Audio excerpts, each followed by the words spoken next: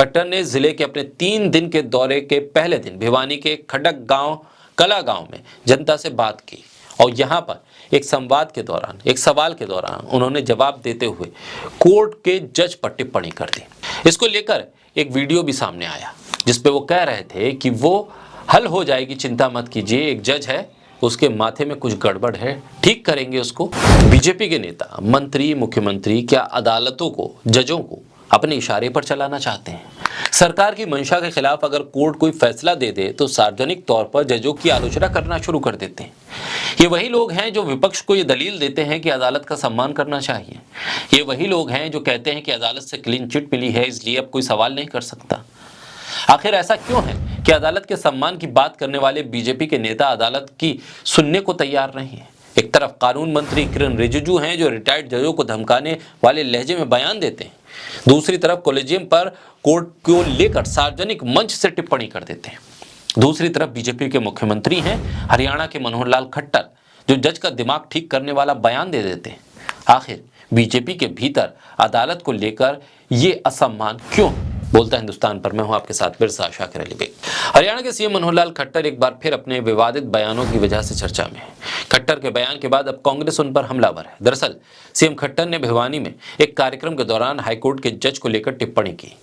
एक जनसंवाद कार्यक्रम के दौरान जब सीएम खट्टर से पूछा गया कि पुलिस भर्ती में अभी तक सभी उम्मीदवारों की नियुक्ति क्यों नहीं हुई है, इस पर सीएम ने कहा कि आप में से कुछ लोग थे जो कोर्ट चले गए और जज ने स्टे लगा दिया। हरियाणा के मुख्यमंत्री मनोहर लाल खट्टर का इस मौके पर दिया गया एक बयान अब राजनीतिक विवाद का मुद्दा बन गया। विपक्ष ने इस पर हाईकोर्ट के न्यायाधीश के कामकाज में हस्तक्षेप करने और उन्हें धमकाने की कोशिश का आरोप लगाया।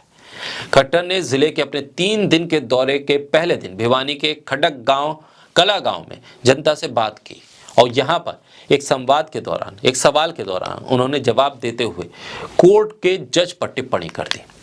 इसको लेकर एक वीडियो भी सामने आया जिसपे वो कह रहे थे कि वो हल हो जाएगी, चिंता मत कीजिए, एक जज है, उसके माथे में कुछ गड़बड़ है, ठीक करेंगे उसको। 3000 उम्मीदवारों की ज्वाइनिंग हो गई है, बाकी के उम्मीदवारों की जल्द ही ज्वाइनिंग करा दी जाएगी। ये किस तरह की भाषा है एक संवैधानिक पद पे बैठे हुए व्यक्ति की एक जज को लेकर? क्या अदालतों को लेकर असम्मान की भावना बीजेपी के नेताओं के भीतर है?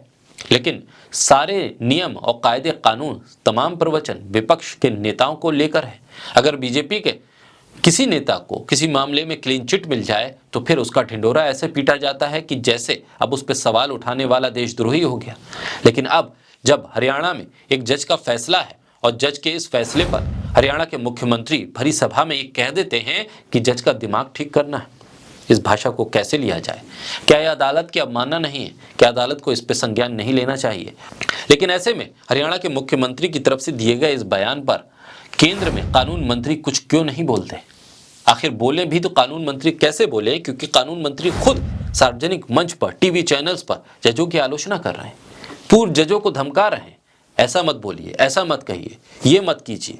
ऐसे में देश के भीतर संविधान और कानून की मर्यादा कैसे सुनिश्चित की जाए? कांग्रेस के सांसद है राज्यसभा के रणदीप सुरजेवाला, कांग्रेस महासचिव, उन्होंने सीएम की इस टिप्पणी पर कहा कि एक जज के माथे में गड़बड़ है, उसे जल्द ठीक करेंगे।